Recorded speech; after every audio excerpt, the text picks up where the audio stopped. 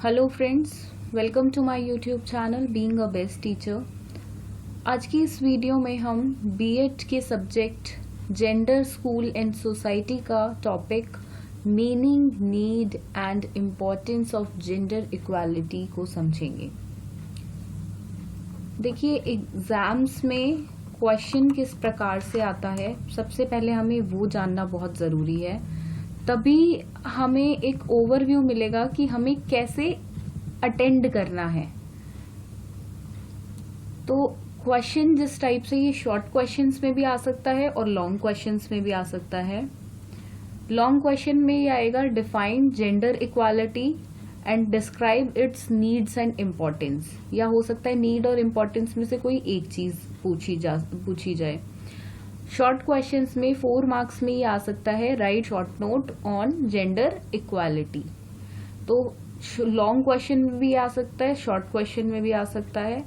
तो आपको मटेरियल सिर्फ उतना ही पुट ऑन करना है जितने मार्क्स का ये क्वेश्चन आपके एग्जाम्स में आए। हम जो तैयारी करेंगे हम वो लॉन्ग क्वेश्चन के अकॉर्डिंग करेंगे। तो ऑब्वियसली अगर हम लॉन्ग क्वेश्चन के अकॉर्डिंग तैयारी करेंगे तो हमारा शॉर्ट क्वेश्चन की तैयारी अपने आप हो जाएगी। जेंडर इक्वालिटी, तो जेंडर इक्वालिटी क्या होती है? देखिए, जेंडर मीन्स लड़का, लड़की और ट्रांसजेंडर, 3 तरह की जेंडर्स हैं हमारे पास। तो उन तीनों मिलके जेंडर टर्म को बनाते हैं। तो 3 तरह की जेंडर्स हैं। इक्वालिटी मतलब कोई भेदभाव नहीं, सबको बराबर रखा जाए।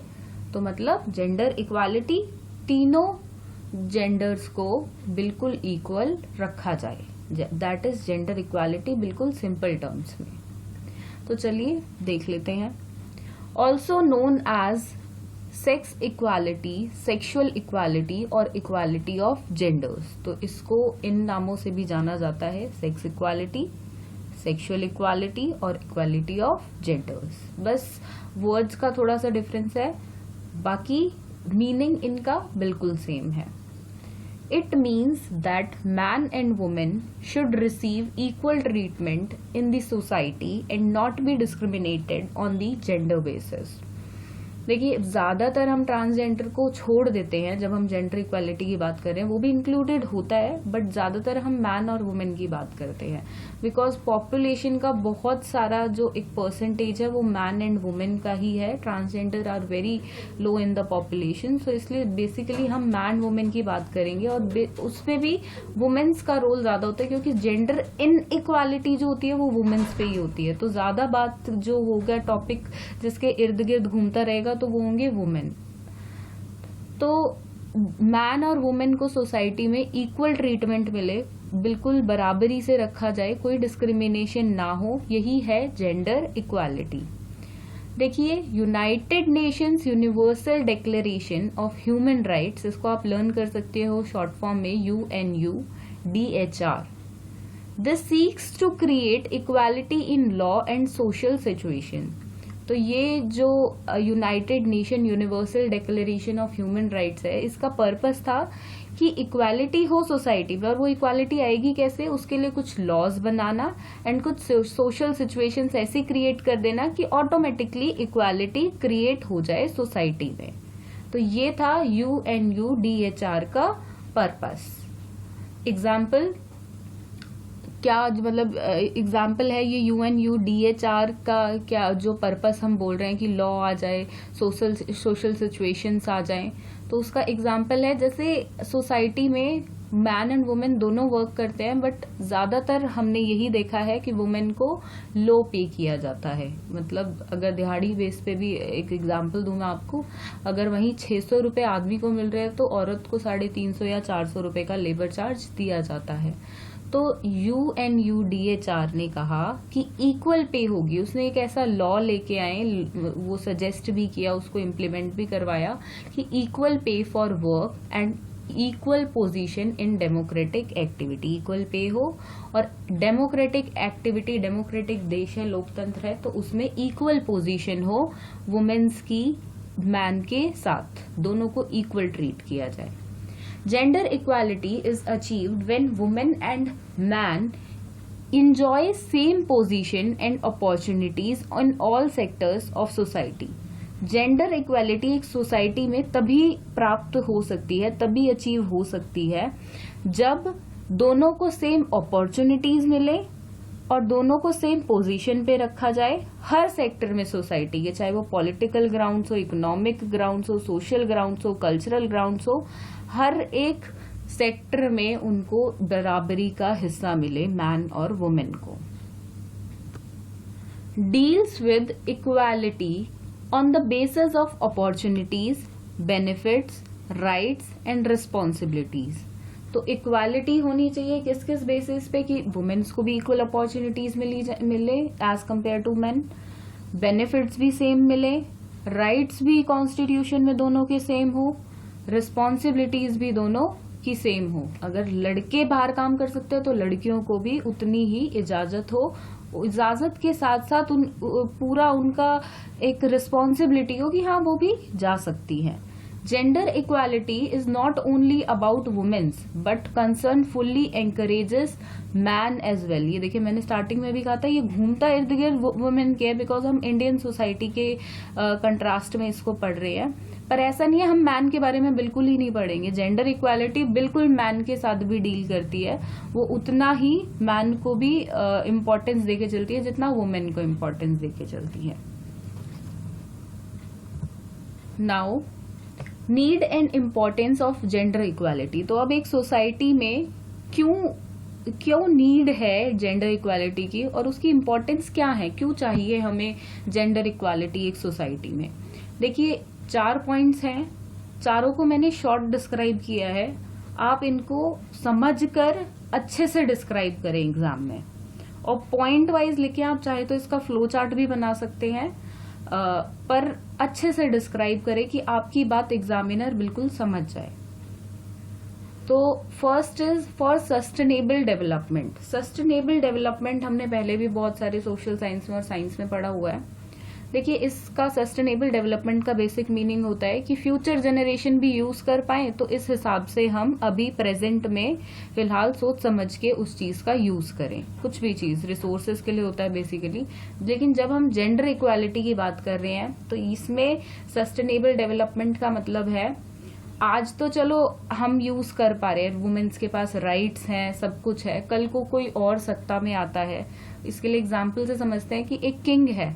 किंग बहुत अच्छा है, उसने अपनी जितनी भी उसकी प्रजा में वुमेन है उनको सारे राइट्स दे रखे हैं, वो भी काम कर सकती हैं, इक्वल उनको पेमेंट मिल रहा है, कोई इनइक्वालिटी सोसाइटी में नहीं है. बट कल को कोई और राजा आता है और वो क्रूअल राजा हो, वो नहीं माने इस चीज को और वो वापस से फ्यूचर में वुमेन की जो हो वो मैन के कंपेयर पीछे हो जाए, पिछड़ जाए वो.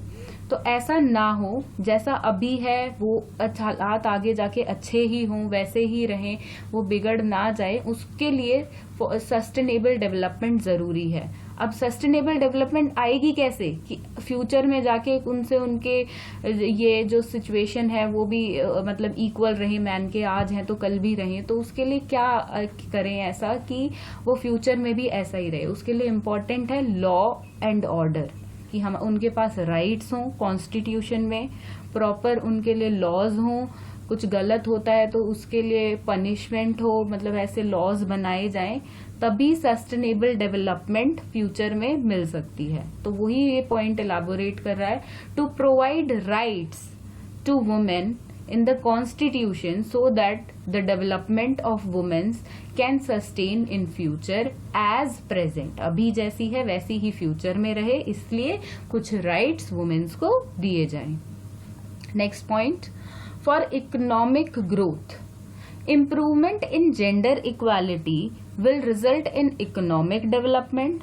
More participation in women's in labor and work will increase the GDP of the country. देखिए खाली अगर एक कंट्री में, देखिए एक कंट्री की पॉपुलेशन बनती है सिर्फ आदमी से नहीं, वो दोनों को मिलाकर बनती है, आदमी औरत, ट्रांसजेंडर्स भी बिल्कुल होते हैं उसका पार्ट. तो वो सब एक कंट्री को बनाते हैं. और कंट्री की इकोनॉमी में अगर खाली मैन वर्क करेंगे तो वो कम ही रहेगी, लेकिन मैन के साथ साथ वुमेन्स भी काम करेंगी तो ऑब्वियस है, बिल्कुल जाहिर सी बात है कि इकोनॉमिक ग्रोथ एक कंट्री का बिल्कुल बढ़ेगा ऊपर। तो इसलिए वुमेन्स का पार्टिसिपेशन बहुत इम्पोर्टेंट है हर चीज में। अब लड़कियां भी काम कर रही है, वुमेन्स भी काम कर रही है मैंस के साथ, तो क्या होगा, जीडीपी एक कंट्री की अपने आप ऊपर जाएगी, इकोनॉमिक ग्रोथ कंट्री की बिल्कुल अच्छी होगी। इसको भी एग्जाम्पल के थ्रू बताऊं तो इंडिया में तो फिर भी अभी तो बहुत अच्छे हालात हैं कि लड़कियां काम कर रही है, पर बहुत सारे अभी ऐसे एक रेशो अगर हम देखें, एक परसेंटेज देखें, तो बहुत सारी लड़कियां आज भी काम नहीं कर रही हैं। बट इसको मैं अगर यूएस से कंपेयर करूं या किसी भी वेस्टर्न कंट्री से कंपेयर किया जाए तो वहां की इकोनॉमी ज्यादा क्यों है, क्योंकि वहां पे फीमेल्स का पार्टिसिपेशन बिल्कुल इक्वल है मेन के, परसेंटेज बहुत ज्यादा है उनकी कि वहां की वुमेन्स जो वर्क करती है, तो इसलिए इकोनॉमी ग्रोथ उस कंट्री का अच्छा है। तो ये एक परफेक्ट एग्जाम्पल है। तो ऐसे ही अगर अपनी कंट्री में भी होगा या किसी भी सोसाइटी में होगा तो ऑब्वियस सी बात है, उस कंट्री की वुमेन्स अगर इक्वल अपॉर्चुनिटीज मिल रही है उनको, तो उस कंट्री की इकोनॉमिक ग्रोथ भी अच्छी होगी। नेक्स्ट पॉइंट,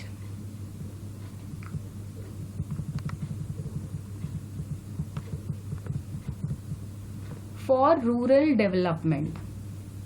देखिए, रूरल डेवलपमेंट मतलब एक जहां ग्रामीण क्षेत्र है वो विकास करे, उसके लिए भी वुमेन्स का इक्वल दर्जा होना सोसाइटी में बिल्कुल इम्पोर्टेंट है। Rural women generally have limited access than men on political, social and cultural grounds. Gender equality for women in rural areas will develop the rural areas।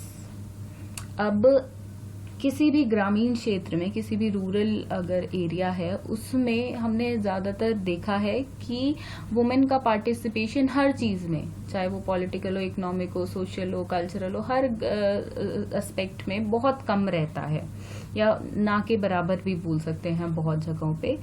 तो वो इलाके, जो वो क्षेत्र हैं, वो कभी ग्रो कर ही नहीं पाएंगे। अगर वो एरिया कब ग्रो करेगा, कि जब वहां की वुमेन्स भी ग्रो करेंगी, ये भी एक पॉइंट है। तभी एक एरिया ग्रो कर पाएगा, तब जब उसकी वुमेन्स ग्रो करेंगी। अगर उनको हम पॉलिटिकल में इक्वल अपॉर्चुनिटीज दे, पॉलिटिक्स में, सोसाइटी में इक्वल अपॉर्चुनिटीज दे, वर्क में इक्वल अपॉर्चुनिटीज दे, एजुकेशन में इक्वल अपॉर्चुनिटीज दे, और बढ़ चढ़ के हिस्सा लेने दें, ताकि वहां की वुमेन्स ग्रो कर पाए प्लस वो एरिया भी ग्रो कर पाए। Next point, for social development. अब देखिए, एक सोसाइटी के डेवलपमेंट के लिए वो कैसे, a society can grows only when there is no discrimination in that particular society on any grounds. Gender equality will result in development of the society. तो ये सिर्फ एक रूरल एरिया, तो चलो वहां पे हो रहा है तो वो तो डेवलप करेगा ही करेगा, बट हर एक सोसाइटी के लिए बहुत इम्पोर्टेंट है कि वहां कोई डिस्क्रिमिनेशन किसी भी बेसिस पे, चाहे वो मैन पे हो रहा हो या वुमेन पे हो रहा हो, वो कहीं पे भी ना हो। तभी एक सोसाइटी में इक्वालिटी होगी और वो सोसाइटी तभी डेवलप कर पाएगी, तभी वहां पे उस क्षेत्र में विकास हो पाएगा। तो for social development it is very necessary कि gender equality will be there in the society. तो यही थी need, importance and meaning of gender equality. तो होप आप सबको समझ आया होगा। प्लीज इस वीडियो को लाइक कर दें और हमारे चैनल को सब्सक्राइब कर दें, ताकि आप अन्य ऐसी वीडियो का भी लाभ उठा पाएं। Thank you.